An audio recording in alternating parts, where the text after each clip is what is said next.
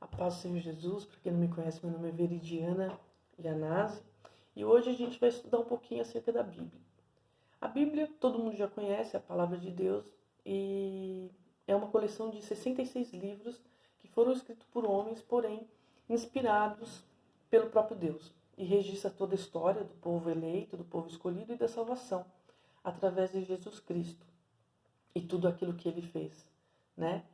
Nós temos 39 livros no Antigo Testamento, que conta a história do povo de Deus antes do nascimento de Jesus, e temos 27 livros no Novo Testamento, que trata do ministério de Jesus após seu nascimento e que traz toda a história, os milagres e em especial o livro de Apocalipse, que traz toda essa revelação de Deus acerca daquilo que nós havemos de conquistar quando Jesus voltar para buscar a igreja.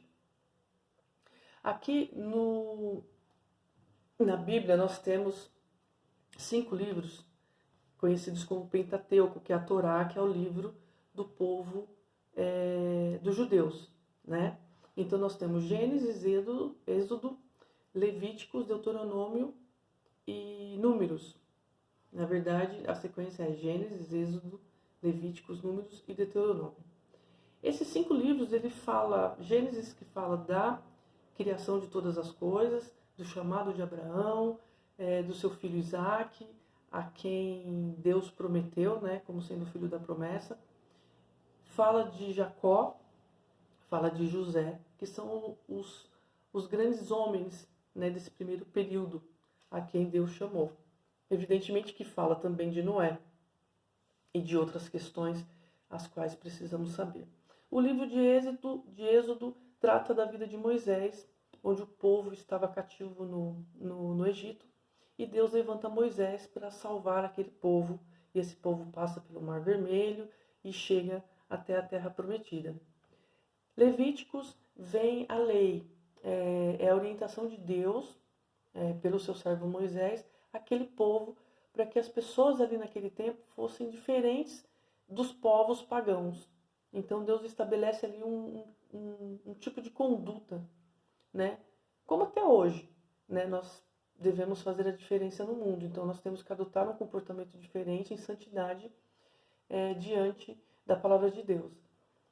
E aí foi dado essa lei para que o povo seguisse especificamente aquelas ordenanças de Deus, até por uma questão de cuidado do próprio Deus. Então Levíticos é a lei, é o livro das leis. Números é a contagem de quando Deus fez o povo peregrinar pelo deserto, porém algumas pessoas, por ficarem murmurando, padeceram ali, não entraram na Terra Prometida. Então ali Deus ele faz a contagem do remanescente, daquelas pessoas que estavam inocentes em relação a essas questões e entrariam então na Terra Prometida. Então Deus faz a contagem e faz a linhagem dessas pessoas. E Deuteronômio, então Deus pede para que Moisés repita a lei para essas pessoas, porque então ainda não eram nascidas ou eram muito jovens, então Deus ele pede para que seja lida novamente a lei para ensinar aquelas pessoas a andarem nos caminhos de Deus. Então Gênesis é o livro da criação, Êxodo do livramento de Deus em relação aos cativos que estavam no Egito. Levíticos é a implementação da lei, do sacrifício, já tipificando a vinda do cordeiro que seria sacrificado em nosso lugar. Números fala dessa contagem daqueles que poderiam então entrar na Terra Prometida, e Deuteronômio é a repetição dessa lei para aqueles que ainda não foram instruídos nela.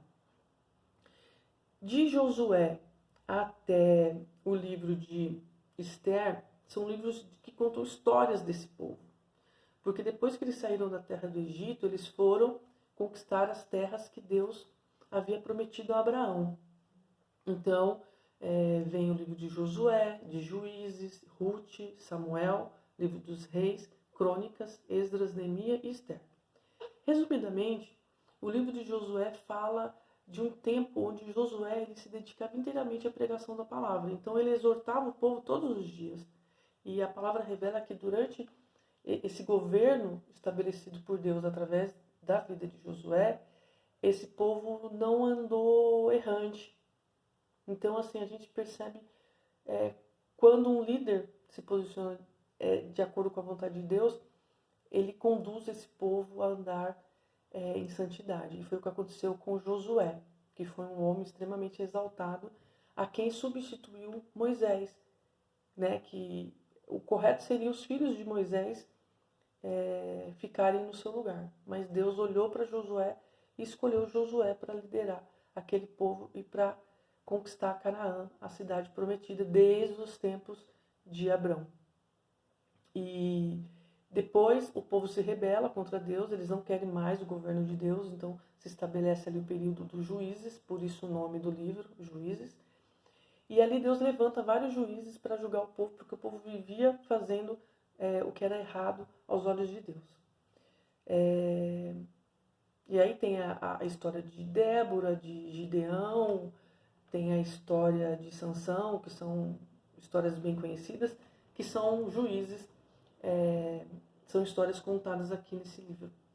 Vem Ruth, que é uma moabita, que se casou com um servo do Senhor, né, com filhos, com hebreus.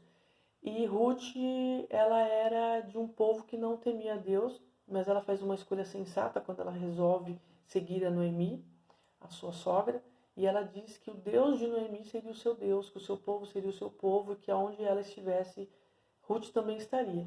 E ali Deus faz grandes coisas através de Ruth, tanto que Jesus vem dessa linhagem também, né, conforme prometido, conforme aquilo que foi anunciado através dos profetas.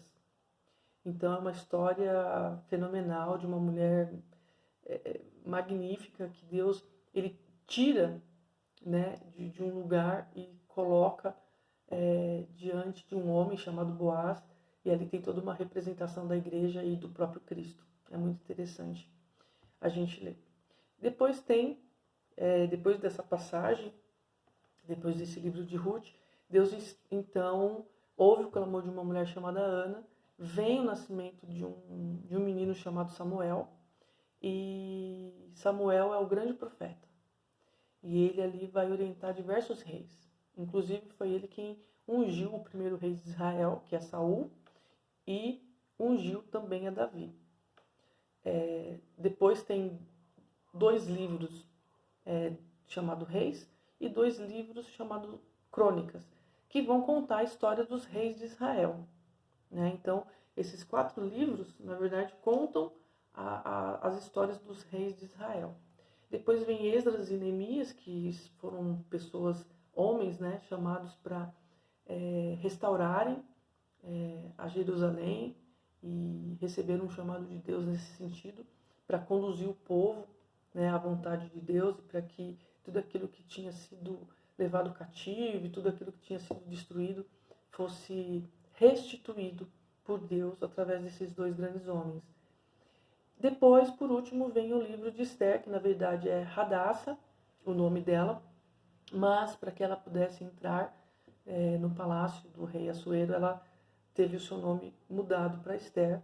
E ali o rei amou essa mulher, e essa mulher ela assumiu uma responsabilidade muito grande de ajudar e a interceder por um povo que estava condenado à morte.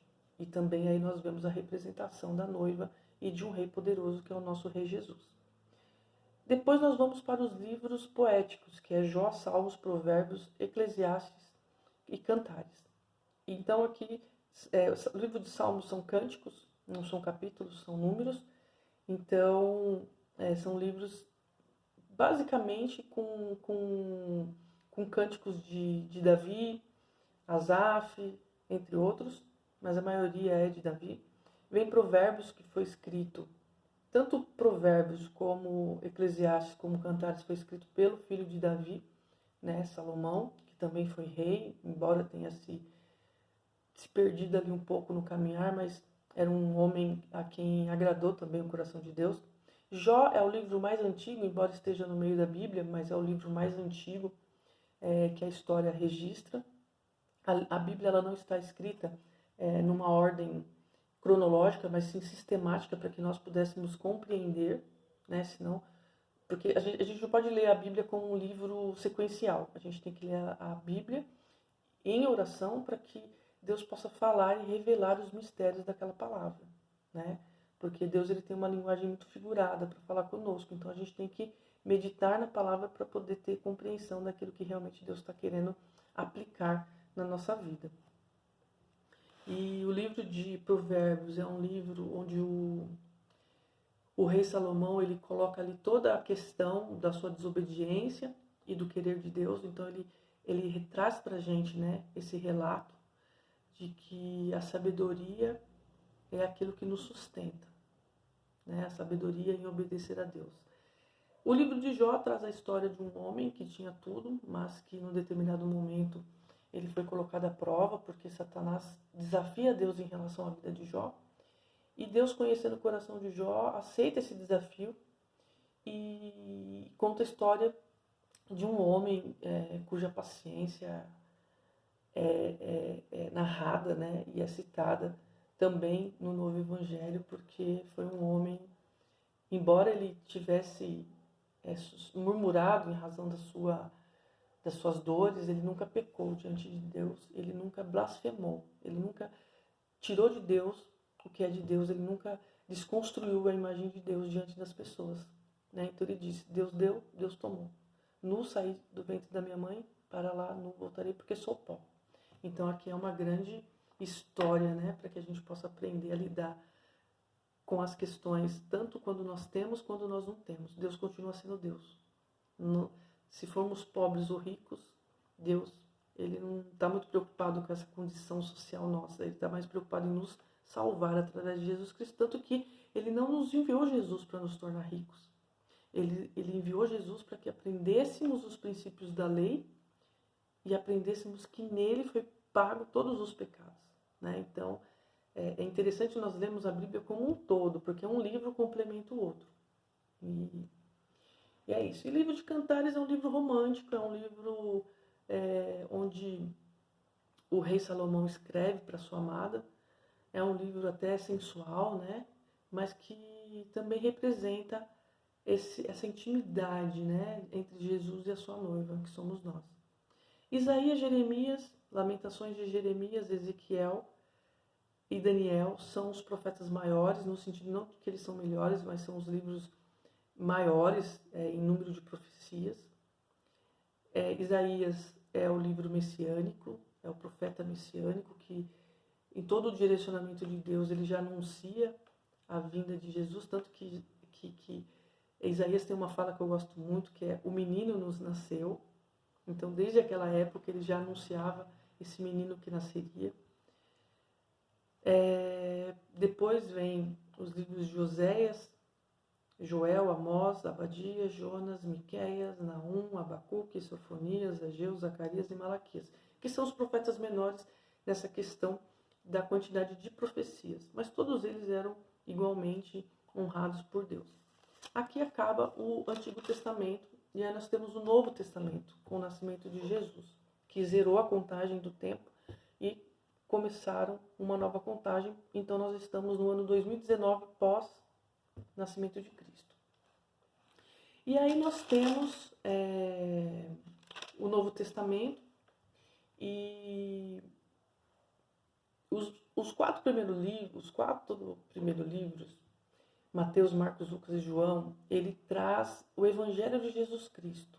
Conta a história, o nascimento, a perseguição, o ministério, fala sobre o batismo, o Espírito Santo, os dons espirituais, as obras da carne, né? Então, assim, traz todo esse conjunto de informações acerca do ministério de Jesus Cristo, quem ele é, por que ele veio, amando de quem, qual a missão. Então a gente vai encontrar a história de Jesus Cristo nesses 4 livros. Mateus, Marcos, Lucas e João. João é um livro interessante porque João ele viu Jesus na sua glória e viu Jesus em carne. Então é um livro muito interessante para a gente ler, porque João já começa dizendo que o Verbo se fez carne, habitava com Deus, era o próprio Deus, sem ele nada se fez. Então, assim, João reconhece Deus na sua glória, Jesus como sendo um Deus na sua glória e também como sendo um Deus homem, né, disposto a morrer por nós e passar pelas mesmas mazelas que hoje nós passamos. Por isso que temos que permanecer firme, sabendo que Deus como homem suportou, então nós somos capazes de suportar também. E aí depois vem o livro, após Jesus Cristo, né, escrito por Lucas, que andava com o apóstolo Paulo. Ele escreve o livro de Atos e também escreve o seu próprio livro, o Evangelho de Lucas, contando a história de Jesus Cristo. E em Atos ele relata o ministério de Pedro, o ministério de Silas, o ministério de Paulo, a conversão de Saulo, que depois também ficou conhecido como Paulo. E aí traz toda essa conjuntura, né, do início da igreja, da era cristã, e não da igreja, instituição, mas da igreja, da noiva de Cristo, da continuidade da obra de Jesus. Né? E nós sabemos que Jesus não fazia nada no templo, ele fazia no barco, pelas ruas, andando no meio do povo, entregando aquilo que Deus havia dado para ele. E cuidando das pessoas e apacentando as ovelhas de Deus, porque ele diz que aqueles que o Pai me deu, nenhum se perderá. E é isso que nós temos que fazer. Né? Aqueles que Deus traz para nós temos que cuidar com todo amor e carinho. Aí nós temos as cartas, né, escritas aos Romanos, aos Coríntios, aos Gálatas, aos Efésios, aos Filipenses, aos Colossenses, aos Tessalonicenses, que são cartas enviadas às cidades, né, escritas por Paulo. Depois nós temos as cartas escritas para os irmãos de Paulo, que é Timóteo, então são 2 cartas, a Tito, a Filemão. Hebreus, alguns historiadores, né, alguns teólogos defendem que foi Paulo que escreveu, mas existem quem não concorde, até por uma própria questão de linguagem, então eles não atribuem a Paulo, outros atribuem a Paulo, né, a autoria dessa carta, lembrando que tudo foi inspiração de Deus, pelo Espírito Santo de Deus. Aí nós temos a carta aos Hebreus, que é uma carta muito específica ao povo hebreu para conversão, porque Paulo, ele era um apóstolo que ele falava todas as linguagens, né? E essa carta aos Hebreus era para aquele povo específico, lembrando do chamado de Abraão, falando sobre fé, falando sobre toda a criação, enfim, trazendo a memória dessas pessoas que foram quem crucificaram a Jesus, de todo o poder, de todo o reinado de Jesus, mas infelizmente eles não quiseram se dobrar diante dessa verdade absoluta. E aí vem a carta de Tiago, Pedro também, que é o apóstolo, né, aquele que foi chamado por Jesus, ele escreve 2 cartas, e João também escreve 3 cartas, né, pequenininhas, mas muito significativas, porque João, ele é considerado o apóstolo do amor, né, ele era um homem, apesar de algumas questões, assim, como todo ser humano, mas ele era um homem amoroso e a palavra diz que ele se reclinava a cabeça sobre o ombro de Jesus, sobre o peito de Jesus. Então ele era uma pessoa muito afetiva, né? Depois tem a carta de Judas, que é uma carta pequenininha, mas fenomenal, que traz assim um grande ensinamento. Não é Judas Iscariotes, tá? Aquele que traiu Jesus, é outro Judas. E depois tem o grande livro, que anuncia então a vinda de Jesus e nos remete a saber como será, né, essas batalhas onde Satanás definitivamente vai ser vencido e derrotado. Se bem que ele já foi ali na cruz do Calvário, ele nunca foi vencedor de nada, mas Apocalipse traz essa menção não de fim de mundo, mas de esperança para aqueles que estão em Cristo, dessa nova vida, né, desse novo lugar onde vamos habitar com Deus. Então é isso. Antigamente não existia papel, então a Bíblia era escrita em folhas de vegetais, eles usavam coisas da natureza, né? Os papiros, os pergaminhos, que é a pele de animais, então eles deixavam secando ali, e aí que também era muito mais resistente. E é isso. Então, assim, a Bíblia é um grande livro, merece ser lido, merece ser apreciado e guardado nos nossos corações. E que essa pequena aulinha aqui, né, possa contribuir um pouco com o nosso crescimento, né, com a nossa evolução em Cristo. Amém.